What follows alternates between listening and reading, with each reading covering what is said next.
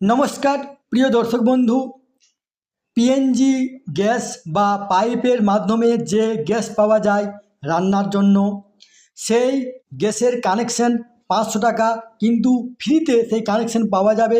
সেই পাইপের মাধ্যমে গ্যাস না নিলে এলপিজি বন্ধ হয়ে যাবে, অর্থাৎ এলপিজি গ্যাস যে সিলিন্ডারের মাধ্যমে পাওয়া যায় সেই কানেকশন বন্ধ হয়ে যাবে। আসুন আমরা ভিডিওর মাধ্যমে দেখে নেব যে এই নিয়ে পত্রিকাতে কী লিখেছে।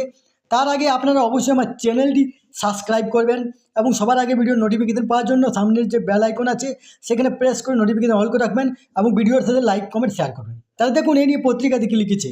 পাইপের গ্যাস না নিলে এলপিজি বন্ধ, সংকট সামাল দিতে গ্রাহকদের উপর চাপ বাড়ানো শুরু করলো কেন্দ্র। ইরান যুদ্ধের জেরে দেশে রান্নার গ্যাসের সিলিন্ডার সরবরাহে সংকট চলছে। ঘাটতির অভিযোগ উড়িয়ে কেন্দ্র যদিও সরবরাহ স্বাভাবিক থাকার দাবি করছে, কিন্তু দেশব্যাপী উল্টো ছবিয়ে দেখা যাচ্ছে। এই প্রেক্ষাপটে বড় সিদ্ধান্ত নিল মোদী সরকার। এলপিজির উপর চাপ কমাতে পিএনজি বা পাইপের মাধ্যমে প্রাকৃতিক গ্যাস সরবরাহে জোর দিচ্ছে কেন্দ্র।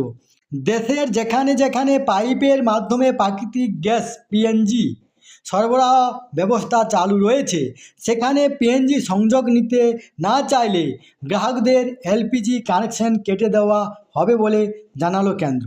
যেসব গ্রাহক পিএনজি সংযোগ প্রত্যাখ্যান করবেন 3 মাস পর তাদের এলপিজি পরিষেবা বন্ধ হয়ে যাবে। এই তথ্যটি আপনাদের সাথে শেয়ার করলাম। সুস্থ থাকবেন, ভালো থাকবেন, ধন্যবাদ।